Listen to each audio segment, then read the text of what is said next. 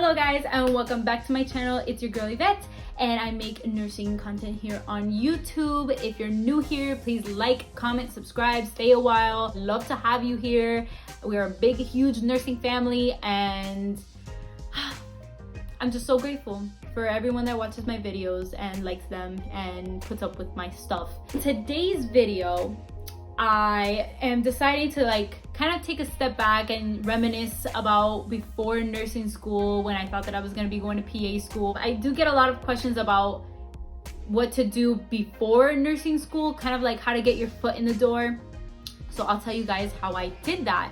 And I did that by signing up for to be an ER scribe with Scribe America. So if you guys see me looking down, I'm looking down at my iPad because I have some little notes written for myself. So without further ado, let's get started. So how did I come across Scribe America? So when I was at University of South Florida, the best university ever, go Bulls, I really wanted to go to USF's PA school, and I needed a way to get my medical hours, because if you're going through the PA track, you know that you need like a certain amount of medical hours. I forgot how much it was, but as many as you can get, doing things like medical scribing in the ER, medical assisting, CNA or PCT, phlebotomy, all sorts of like patient care. So while I was in undergrad, I was really trying to research like what would be the best way for me to get my foot in the door without doing too much certification or too much schooling. During that time, I was not thinking about nursing at all. It wasn't until I took like my health professions class that I learned more about nursing, that it kind of became so intriguing how versatile a nursing degree is compared to a PA degree. I did not consider going in to be a CNA or a PCT, but I know a couple of my friends did, and that really helped them with their medical hours. So I had some experience working in an office before. I had worked in front of my high school as like a student aide in the front office. So I was very comfortable with paperwork and note taking and doing all that stuff. I was a receptionist. Another time I worked in retail, so I was very comfortable with like talking to people and documenting paperwork and doing all that sort of stuff. So I thought that Scribe America was a really, really good option for me. It really branched me out into medicine while still kind of doing aspects of what I had already done before, you know? I looked for jobs, and there was actually a job by my husband's apartment. We were actually dating during that time, and I was in Tampa and he was in St. Pete. And so there was a job opening for a scribe in the ER 5 minutes away from his apartment. And I was like, oh, that's really awesome. Like on days when I work, I can just like stay at his apartment and kind of get my studying done there. And I can also work and get my medical hours, which is really awesome. I applied for the job and I got a call back, and I sat down for an interview, and the interview was super seamless. It was a group interview. It was me and another girl, and we both brought our resumes. It was like at a Starbucks. It was like so weird to go interview at a Starbucks. It was kind of nice. It kind of felt a little bit more casual. After they let me know that I was accepted for the job, I did have to get a certification. So it's basically like taking a medical terminology class. If you've taken medical terminology, this will be a breeze for you, which I had already taken twice, because I had taken it at my community college back home in my hometown, Port St. Lucie, and I had to retake it at USF because my credit didn't transfer over. So I had already gone through like 2 semesters of medical term, and this was gonna be like my third little medical term course. Even if you haven't taken medical term, it's not so bad because they give you a book and they give you modules. Like they'll give you like an actual lecture. So no worries. It took, I think, about a week, and then I had to take the test. There is a fill in the blank test. It kind of caught me off guard that it was fill in the blank. If you study the book, it'll totally help you. And if you learn prefixes and suffixes, it becomes so much easier to know what part of the body you're talking about. So, and also spelling has to be correct, which is another thing that like really threw me off. I was like, spelling? I'm like, I mean, I can tell you what things are, but like, I don't know about spelling. The thing about the exam was that you had to get like an 80 or an 85 or higher. I'm not quite sure. It was so long ago. But again, if you guys study, if you guys go through your modules and study your book, I promise you're gonna be okay. One thing that I did to study for that was Quizlet. I put like all of the spelling and all of the meanings of the prefixes and suffixes into flashcards, and I just did them in between like my chemistry class, and I forgot what else I was taking during that time, like maybe A&P and all of those prereqs for nursing school. After I took the test and I passed, I started work. So when I went to work, you go through like a training period, and during that training period you kind of like observe your manager kind of carry the cart around and follow the doctor and kind of take in all the information that they want you to do on the chart. You have to learn the EMR. You have to like basically, in the event of an emergency, like listen to what EMS has to say and the doctor. So all of that is important when you're going in to be an ER scribe. And this was really challenging for me because you have to keep up with a lot of what's going on at the same time. When there's a stroke patient and they're coming in and they're doing like millions of assessments and everyone's running around and the doctor is like shouting from the other end of the room things that you have to chart, it's kind of really nerve-wracking. Also, like, the exam prepares you for what you're gonna endure in the ER, but it didn't really like prepare me 100%. There are things that you're gonna hear in the ER that you're like, I don't know what that is. This is weird.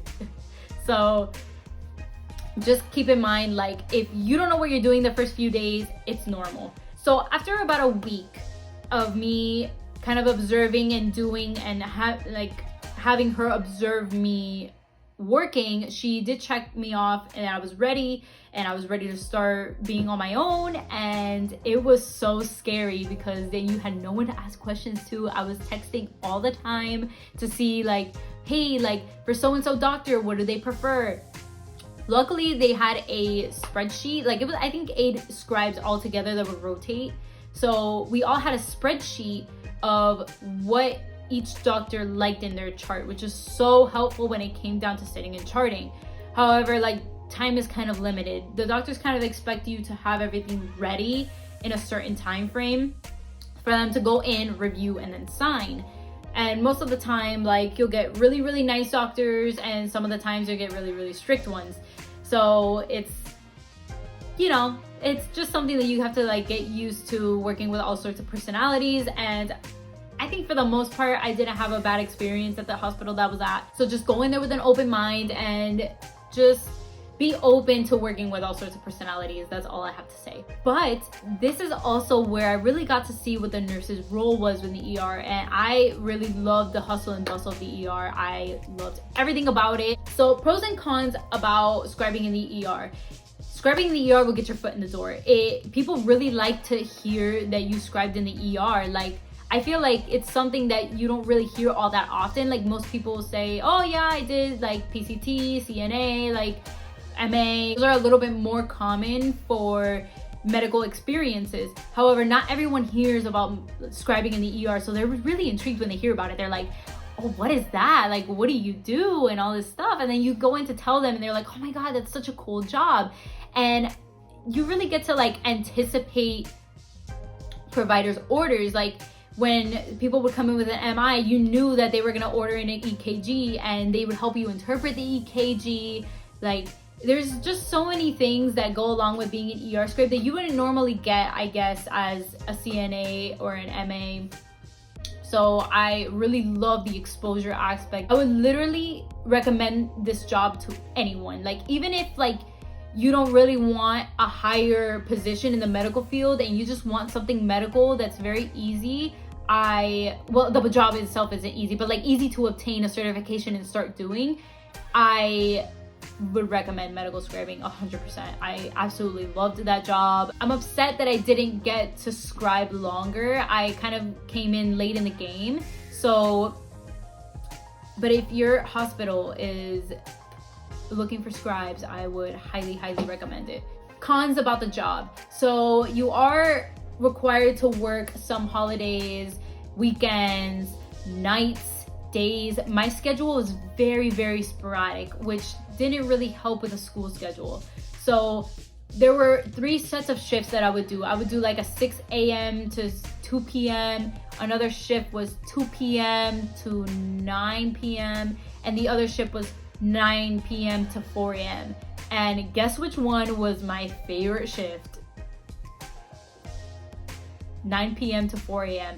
You guys, night shift is so awesome. Night shift is like getting started. Night shift was the best because the patients came in a little bit slower. Like 6 a.m. to 2 p.m. and 2 p.m. to 9 p.m. were so busy in the ER. Like everyone was having emergencies during the day most of the time, not so much at night. So at night, we just kind of like, I had more time to go see the patient, come back, talk with the doctor about what they wanted in their chart, and then finally get everything into the chart and have them sign it, which was like a much easier approach than to like get a couple patients done and then have to sit down and kind of get a couple of charts done and then, oh crap, there's another emergency, we gotta go. Tips that I have for you for when that sort of thing happens is we had a note section kind of open out to the side and we would pre-write the HPI. So we would say blank patient, year-old patient coming into the ED with blank, which is like their chief complaint, their situation. Patient states blah blah blah, patient also notes blah blah blah, and then important things to note, and we would just write it like that. So then anytime when we were in the room, it was already kind of being put inside of a sentence, and we would write just little paragraphs of notes, and then after that we would kind of like go back through, brush it, and make sure that everything made sense, paste it into the thing, delete it because of HIPAA, of course, and run it by the provider, make sure that everything's okay, and that's it. That's all you have to do besides going through the ROS. So like after you pick up HPI, ROS is like another thing that you have to click off on. So, and obviously any positives that were in the HPI also put into the ROS, which is like your review of systems. If you're not familiar with like how EMR kind of works. And there's some providers that were very picky about their ROS. There was like certain things that they wanted done. Even if like they briefly like just checked over and like did their head to toe assessment, you have to check off that they did certain body systems just based off of what you're observing. So basically medical scribing is all it is like observe and write, hear and write. But other than that, I don't really have cons for this job. I loved this job. Again, I wish that I could have stayed a little bit longer. But the reason that I had to leave this position is because they came out with microphones for the providers to use. So instead of having to tell us what they wanted done in the HPI, all they had to do was come back to their desk and use a microphone, and it would like auto text into the computer. So they didn't need us anymore. And that's when I got my job at a pediatrics office as a medical assistant, which is also a very, very fulfilling job. I also really, really recommend it because you get to see kind of like what it's like in the adult world and then pediatrics as well. Get around to that in a different video if you guys like, if you're interested in hearing what it was like for me to be an MA after being a medical scribe, which is again 2 different worlds, because MA was more like patient care and ER scribing was more like doctor care, like you were catering to the doctor more than the patient. Yeah, if you guys want to hear a little bit more about that, I will be open to making a video for you guys. If you guys have enjoyed this video, make sure you like, comment, and subscribe. I'm very excited for what the future holds, and I'm really excited for you guys if you guys are considering going for ER scribing or nursing. I'm here to totally to help you guys. So make sure that if you have any questions, comment down below, DM me, bother me. Make sure you guys enter the giveaway by commenting down below. I will be getting all of that together for October 3rd. Again, I'm gonna be giving away these really cute headbands. Have an awesome day, and I will see you guys in the next one. Bye.